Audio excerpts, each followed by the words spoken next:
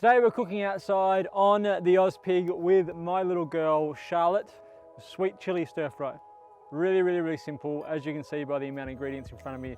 We've shredded some Asian or stir fried veggies, carrot, capsicum, snow peas, celery. We've got all of our veggies there, so it's going to be nice and healthy, Charlie. Yes, it is. And we've got some garlic over here. So we're going to chop this garlic up, just thin slices like that. Thumb-sized piece of ginger. So we'll pop that lemongrass in. All right, so now we want to mix all that together. Can you mix it for me, please? While you're mixing, I'm going to start cooking our chicken.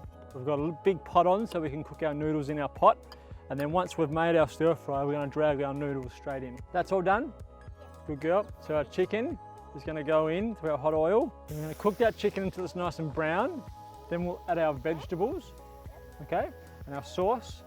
We'll mix it all around and then we'll bring our noodles in. So our chicken's cooked, Charlie. So we're going to pop all of our veggies in now and our sauce. And can you pour the rest of your fresh veggies in there? So they're really crunchy. Tip them in. Good girl. Pretty good. What do you think?